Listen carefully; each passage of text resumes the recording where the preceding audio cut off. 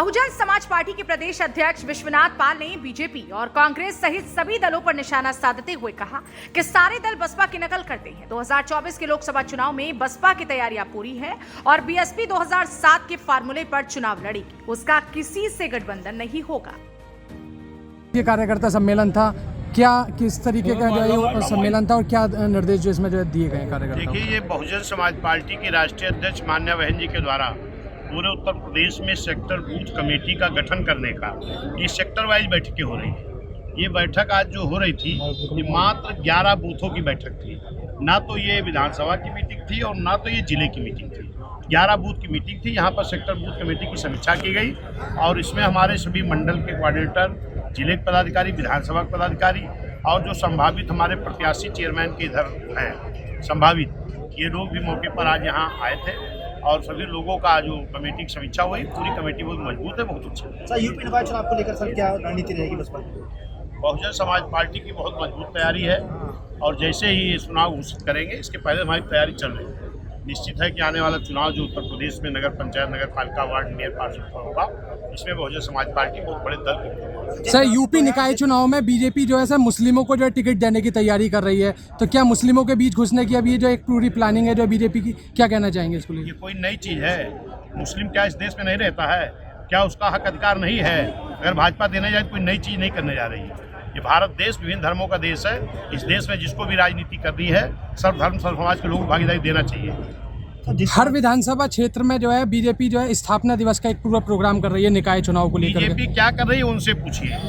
Bahujan Samaj party गांव चलो अभियान के तहत बूथ स्तर पर, सेक्टर स्तर पर मीटिंगें कर रही है और बहुजन समाज पार्टी की बहुत जबरदस्त तैयारी है। जिनकी तैयारी नहीं थी वो किसी न किसी बहाने चुनाव के बाहर चले गए थे। अगर ठीक तरीके से पहले ही पिछड़ों का आरक्षण लागू कर दिया गया होता तो किसी को कोर्ट जाने की जरूरत नहीं पड़ती और ना कोर्ट का निर्णय आता, ना इतना लंबा भाजपा को नाटक करना पड़ता कि फिर कमेटी बनाओ, फिर सर्वे कराओ, फिर आरक्षण लाओ। ये सब उनकी एक सोची समझी साजिश थी। पिछड़ों के साथ बहुत बड़ा घोटाला हुआ है। उनकी जो कमेटी बनी थी उसने भी बताया भाजपा ने इसमें बहुत बड़ी बेईमानी की। 2024 के लोकसभा चुनाव के लेकर बसपा की क्या तैयारी है? बहुत जबरदस्त तैयारी है। गठबंधन रहेगा या अकेले लड़ेगी चुनाव?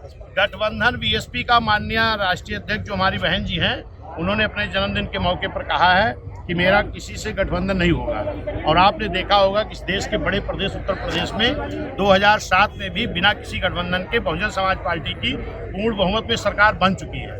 उसी फार्मूले पर फिर से इधर हमारा काम चल रहा है और आज गठबंधन हमारा हो गया है। मुस्लिम समाज का, पिछड़ा समाज का, SC ST समाज का और न्याय पसंद ब्राह्मण क्षत्रिय वैश्य समाज के लोगों का जवान जनमानस के एक गठबंधन, एक भाईचारा बहुजन समाज पार्टी के साथ बन गया है।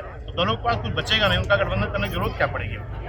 राहुल गांधी को लेकर क्या कहेंगे? राहुल गांधी सदस्यता खत्म हो गई। देखिए, राष्ट्रीय जनता पार्टी हो चाहे कांग्रेस हो, ये लोग जनता के जो काम होते हैं उसको सही ढंग से नहीं करते हैं और इन लोग क्या करते हैं, जब अपने ऊपर होता तो लोकतंत्र की हत्या होती है। यही कांग्रेस के लोगों ने बहुजन समाज पार्टी के 6 विधायक को तोड़ करके राजस्थान में लोकतंत्र की हत्या तब नहीं दिखाई पड़ी और 2 बार इन्होंने किया है। आज इनकी जो सदस्यता समाप्त हुई है, ये नहीं होना चाहिए। लोकतंत्र की हत्या नहीं होनी चाहिए। जो भी है, जनता ने किसी विश्वास के साथ चुन करके भेजने का काम किया था।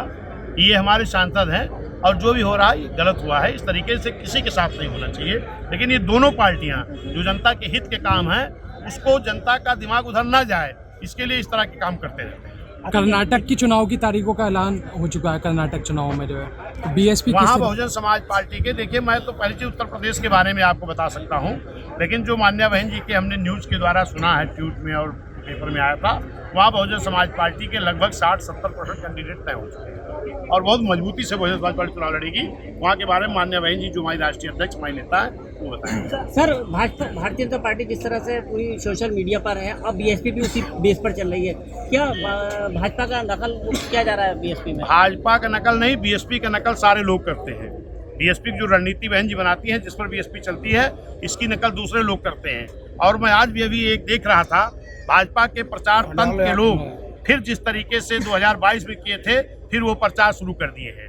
अभी मैं रास्ते में देख रहा था, एक भाजपा के प्रचार तंत्र के लोग दिखा रहे थे कि 72 सीटें बीजेपी की लोकसभा में आ जाएगी।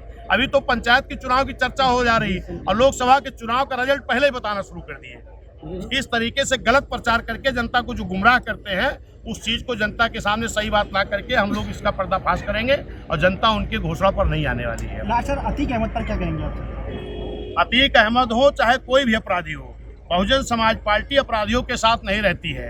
माननीय बहन जी ने अपने सरकार में अपने ही सांसद को अपने आवास पर बुला करके गिरफ्तारी कराने का काम किया है। आज बहुत अपराधी हैं, जिस भी अपराधी जो भी अपराधी है उनके साथ सख्त कार्रवाई होनी चाहिए, कानूनी कार्रवाई होनी चाहिए, ये मेरी मांग है। अतीक अहमद की पत्नी को शाइस्ता परवीन को जो है महापौर घोषित किया बसपा ने। किसने घोषित किया था? बसपा ने।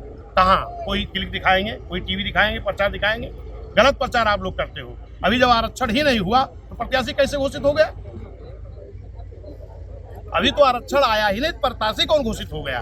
वो बहुजन समाज पार्टी में शामिल हुई थी और जब वो शामिल हुई थी तब उनके ऊपर कोई भी एक मुकदमा नहीं था, कोई आपराधिक इतिहास नहीं था, तब वो बहुजन समाज पार्टी में शामिल हुई थी और प्रत्याशी बनाने का कोई मतलब ही नहीं होता क्योंकि अभी आरक्षण नहीं आया। धन्यवाद, शुक्रिया। संभल से फजल अहमद के साथ सतीश सिंह की रिपोर्ट, एक्सप्रेस न्यूज।